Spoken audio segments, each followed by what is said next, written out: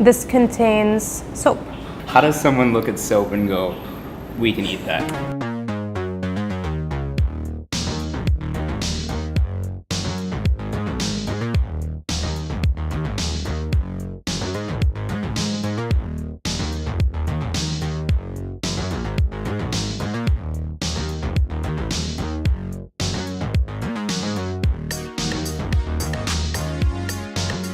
Thousands of people pass through Dubai every day in transit towards their final destinations. I, for one, have landed here more times than I can count in between flights from and to Asia or Europe. However, I never really took the time to explore the city aside from the flashy CBD for a quick drink years back. I was just wrapping up a shoot in Kyrgyzstan when I realized last minute that we would have to wait 10 hours to board our next flight to Manila. I'm sure that this is a situation that happens to a lot of people, and I thought that it might be good to put together a food crawl which travelers can use in the city, whether they are staying for 3 hours or 10 hours like us. Or maybe we can shine a light on a side of Dubai most people don't necessarily see in the in-flight information on TV or in magazines. We're gonna eat our way through most of the dishes that you would want to try if you're here in Dubai.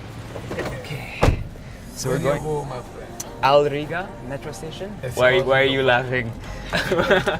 Why are you laughing already? I love the beans.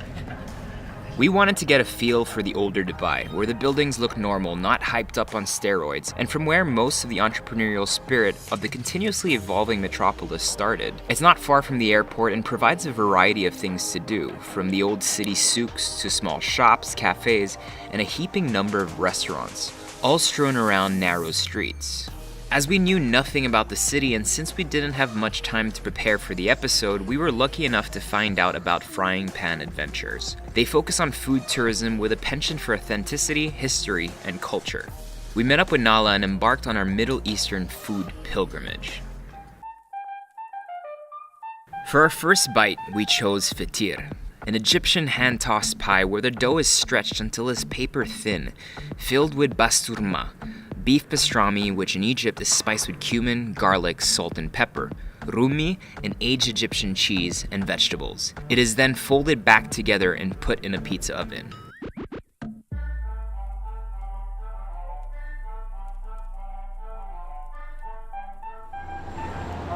It does indeed have a kick. Very good though. So it really, for lack of a better word, it really does feel kind of like a pizza, but just with a lighter dough, filo pastry, flavors going on. Next was the filling dish called koshari. So this is a mix of chickpeas, rice, lentils, you saw it later fried onions. Okay. And it is a mashup of rice, macaroni, spaghetti, or vermicelli noodles, lentils, chickpeas, some salsa, fried onions. So this will energize us for the whole day. Lots of starch, lots of carb. Lots of starch, lots of carb. No meat, kind of budget friendly, almost like a pantry put together type meal. After all those noodles and rice, you'll need a little bit of cumin to make you de-bloat. That's so interesting. It's really like what was left in the pantry, put it all together, but it doesn't taste like there's so many things happening. It does really have kind of like that one flavor, which is really comforting. Yeah, exactly. It's comforting. It's very easy to assemble and hugely popular. While walking towards our next stop, a traditional sweets restaurant where we could sample some coffee and pastries, I wondered about what exactly comprises the food culture of Dubai.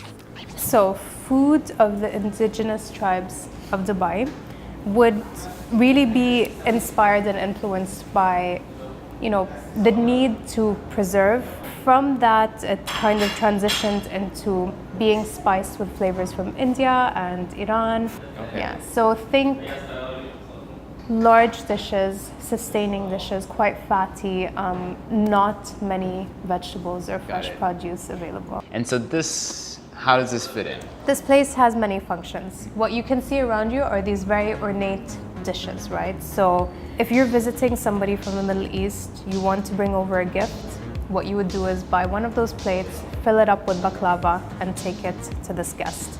This, for example, is a cookie called a karabish, and it is stuffed with pistachios. Okay. And the best way to eat it is actually with this cream over here, which I'd like you to have a guess as to what goes into it. But what you would do is give it a really nice, generous dip, and you stick that in your mouth. Okay. Yeah. All right, so this is, I guess, a butter-based pastry? Yeah. Okay. Rose? No. Yes? Yes, it can contain rose. So this contains soap. Ah, so this is the soap. How does someone look at soap and go, we can eat that? What I can tell you is this. It's the root of the soapwort plant. Okay. It is called Bois de Panama as well. In Arabic, it's called Shirsh al-Halawa, which means like sweet root. So there must have been this association with the fact that maybe it was fragrant or sweet, but it was always used as a shampoo, soap, laundry detergent, and Persian carpet cleaner. Wow. How it made its way into this, we're not entirely sure. It's like the Greek hummus. It can fix everything. Too much of it can actually give you a dull ache in your ears, your throat, your nose. I'm a hypochondriac. Okay, so similar if to you're what would saying this, I'm happen. gonna start feeling it. Similar to what would happen if you like swallowed a bit of soap or Got it. shampoo. So this is Mamul Mad. This is something we're going to have with our coffee now. Arabic coffee has a lot of etiquette to it. Firstly, it's the fact that it always needs to be poured with the left and served with the right. The less that's being poured, the friendlier your host is, or the more your host wants to spend time with you. Because the idea is that I will want to share many cups with you. To accompany the spiced Arabic coffee, we had Mamul Mad, a date bar, and my personal favorite, a selection of different styles of baklava. I would say that one's my favorite. Yeah. This is really nice. We need to keep these away. Yeah. I These know are the type of they things that are I can just keep dangerous. eating. I know. And I'm already learning so much in terms of the culture and everything. I thought, I was coming here to see Salt Bay or something, making steak.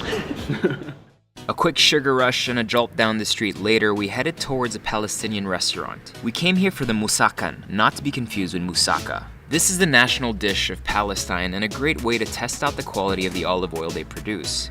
It's made with chicken, caramelized onions, sumac, pine nuts, and almonds. The dish sits on tabbouleh flatbread and is loaded with olive oil. Paired with minty yogurt, the chicken is crispy on the outside yet tender, and it's best eaten with your hands. This is really tasty. Yeah, and then the yogurt has mint and cucumbers. What I love is the sumac really comes through, but extremely subtly. It's just really back there. And you're right, the bread does get all that flavor. We were then invited into the kitchen to watch how kunafa is made, a dish I wouldn't have been able to understand had I not seen it being prepared. A festive dessert that is eaten whenever there is good news abound.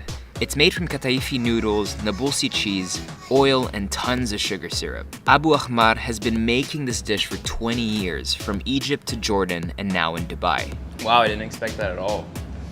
But I can taste the butter. You need to try it, one.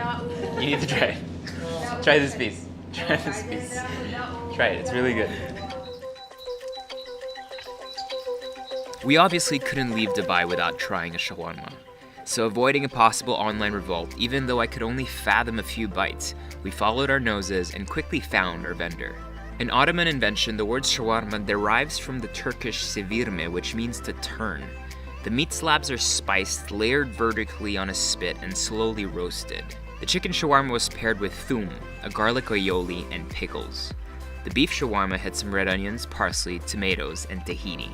Both were delicious.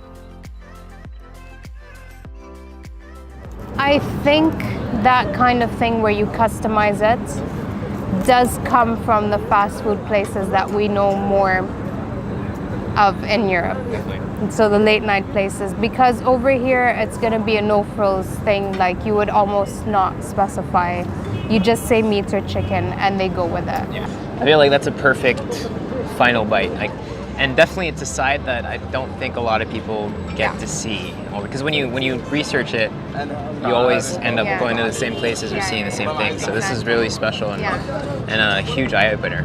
And we've met people from Egypt, across to Lebanon, Palestine. We're here in like a Syrian restaurant as well. And yeah, all this happened on one street, which is very inspiring. You might have noticed something. The only thing we didn't have was local Emirati food. It usually features nomadic dishes, see large meat dishes, slow cooked, served in milk, dates, and bread. You'll then find dishes influenced with Indian spices due to the ancient trade routes. The servings are quite big, which is why we opted to try lots of smaller dishes from the region rather than some large ones during our short layover. So whether you're looking for something more traditional or more modern, Dubai has a little bit of everything for everyone. I definitely do need to come back to explore more of it. I'm all showered now, ready to go. Thanks for watching. See you guys next time.